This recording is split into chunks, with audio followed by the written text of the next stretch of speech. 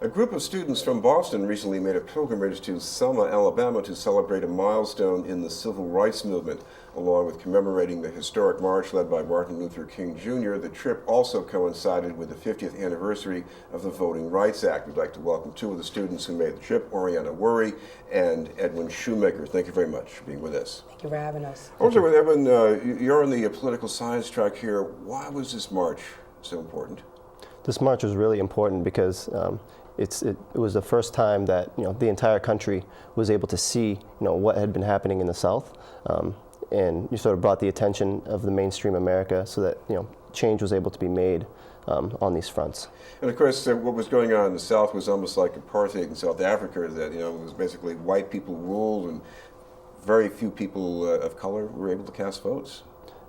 Correct, yes. Folks who wanted to register to vote in Alabama simply could not. They had to count the amount of bubbles that were on a bar of soap, the amount of jelly beans in a jar, and simply were just turned away from voting. Orianna, what made you want to go on this trip? Just the historic significance of it all. Honestly, it was just being a part of it. You think about history and you think about it in the sense that you read about it in school and you learn about it, and you think it's so far away. And to be able to be a part of something that happened, in a sense, recently, I had to be there, and to be in the presence of people who experienced that. That was a huge milestone in my life, so I knew that I needed to be there. And you say people who experience it, I mean, just put this in context, because the number of people from around the country who came to this event, plus some of the figures who revisited what they did.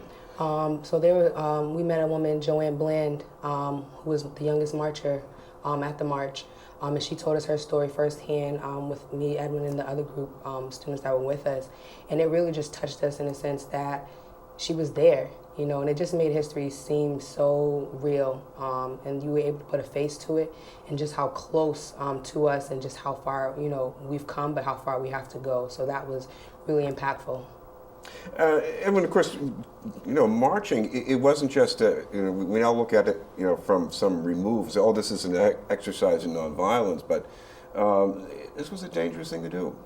Yes, I mean, people literally, sacrificed their lives for the movement, and sort of connecting that dot of this is not a movie. This actually, did happen, and walking the actual Edmund Pettus Bridge that they marched across, as well as meeting with Joanne Bland, was just a crazy experience. I mean, you can't really put it into words, because it's just one of those experiences that you'll never be able. You just live it through your mind over and over, and it just impacts you so much. And one of the things that really impacted me that she said was, I hear people saying that we're standing on the shoulders of giants, but she's like, well, I'm tired, and get off my shoulders, and it's time for you guys to get up off your A and do the work. And we need to really keep that ball rolling. And it really lit a fire inside of me. We watched a couple of movies on the way to Selma. We watched the movie Selma. We watched Do the Right Thing by Spike Lee, and that just sort of got my blood boiling a little bit. Just seeing Radio Raheem, the way that he was, choked to death by the police in the movie, and that reminded me instantly of Eric Garner, and just sort of seeing how old that movie is, and how the themes that were exhibited inside that movie are still very relevant today. Like gentrification was talked about a lot, even on the bus with some of our discussions. And the way I usually frame the issue, the topic of gentrification is slightly different.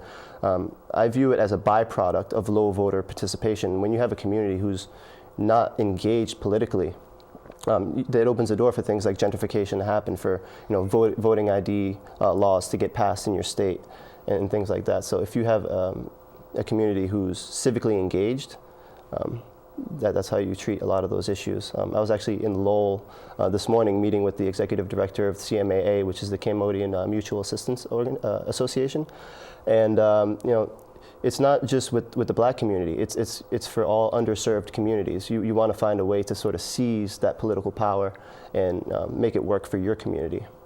Orianna, you're in the marketing track in your studies. Do you see this experience feeding that in some way too?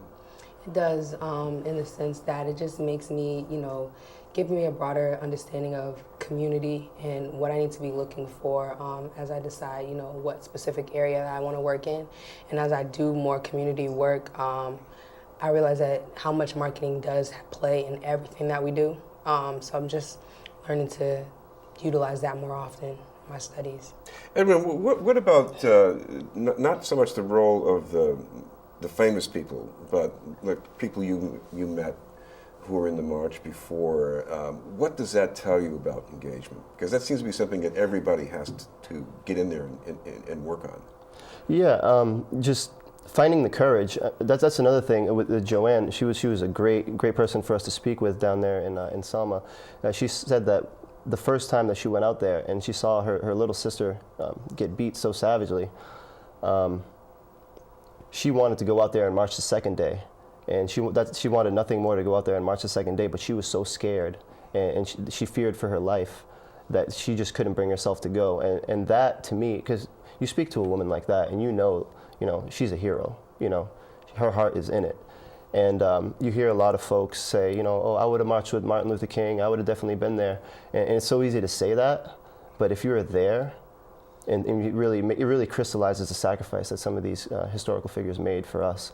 And it makes you, just need to get up and do something about it. We can't sit on our hands and wait, because in Deval Patrick's speech, I know a lot of folks were raving about Obama's speech, but Deval Patrick gave a speech in the Tabernacle Baptist Church, where the first mass meetings happened for the march.